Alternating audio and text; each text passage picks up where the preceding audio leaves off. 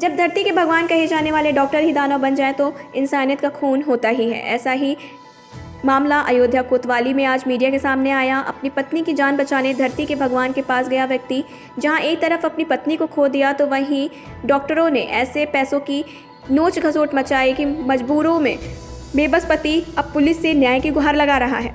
बता दें, अयोध्या के अमीनागंज आवास विकास कॉलोनी निवासी 34 वर्षीय दीपक कुमार ने अयोध्या कोतवाली में हैवान बन चुके चिकित्सक के खिलाफ तहरीर देकर न्याय की गुहार लगाई है। दीपक कुमार की अगर माने तो उनकी पत्नी निशा पाठक गर्भवती थी और 3 अक्टूबर को उनसे लेबर पेन हुआ था, जिसके बाद दीपक ने उसे डॉक्टर वंदना सिंह को दिखाया, जहां पर संसाधनों की कमी का हवाला देकर उसे अयोध्या कोतवाली के दर्शन नगर स्थित संजाफी हॉस्पिटल भेज दिया गया। यहां पर डॉक्टर मुकेश ने इन्फेक्शन का हवाला देकर 2.5 लाख की उगाही की। अंत में जब निशा की हालत चिंताजनक हो गई तो उसे आईसीयू वार्ड में शिफ्ट कर वेंटिलेटर पर रखा गया और 50,000 देकर मरीज को ले जाने को कहा गया। दीपक के पास कैश न होने के कारण 9 घंटे मरीज को बंधक बना कर रखा गया। फिर पीड़ित दीपक ने डॉक्टर के दबाव में आकर अपना ब्लैंक चेक, एटीएम कार्ड और साले की बाइक गिरवी रखते हुए मरीज कहा डॉक्टर ने उसे मृत घोषित कर दिया।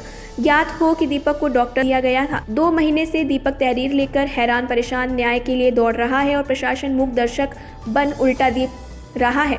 कर अधिवक्ता श्वेता राज सिंह के मामले की मदद मांगी तो आज पीड़ित के साथ श्वेता कोतवाली पहुंची, जहां पर उन्हें देवेंद्र पांडे को फिर से तहरीर दिया गया, जिसमें अधीक्षक ने मुकदमा दर्ज करने का आश्वासन दिया। क्या बात हुई है? असल में हमारी वाइफ एडमिट थी संजाफी हॉस्पिटल में, तो उनकी तबीयत पहले तो ठीक थी, अचानक उनकी तबीयत ख़राब हुई कुछ, तो डॉक्टर साहब ने उनको वेंटिलेटर पर डाल दिया। उन्होंने कहा सब 24 घंटे में ये कवर कर जाएंगे, ठीक हो जाएंगे। उसके बाद भी 3-4 दिन तक जब वो नहीं ठीक हुई तो उन्होंने उनको रेफ़र किया।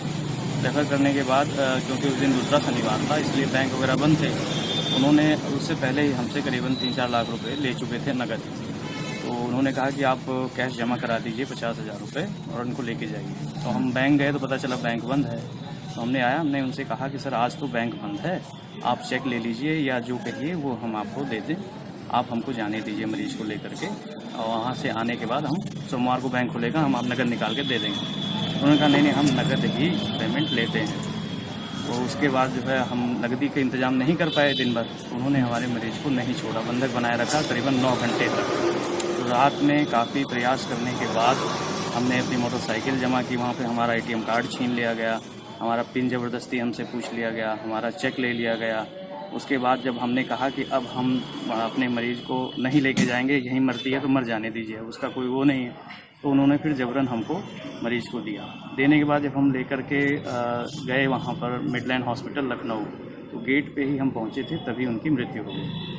वहाँ पर डॉक्टरों ने कहा कि अगर आप इनको 1.5 से 2 घंटा पहले ले आए होते तो ये बच जाते, इनको कुछ नहीं होता। तो इन्होंने जो 9 घंटे नकदी के लिए बंधक बना के रखा उनको, इस वजह से उनकी जान गई। मुझे इसी चीज़ की आज मैं कंप्लेन करने आया था थाने पे। 1 नवंबर से मैं कंप्लेन कर रहा हूँ लेकिन मेरी एफआईआर दर्ज नहीं हो रही है। मुझे बार बार पुलिस के द्वारा यह बताया जा रहा है कि आप चल के डॉक्टर से समझौता कर लीजिए, उनके पुलिस का दबाव बना हुआ है मेरे ऊपर लगातार। आप चाहते क्या हैं? मैं ये चाहता हूँ कि ये मामला दर्ज करके जो भी उचित कार्रवाई हो कानूनन वो की जाए इनके ऊपर। क्या नाम आपका? मेरा नाम दीपक कुमार है। वो क्या है आपकी? वो मेरी पत्नी है।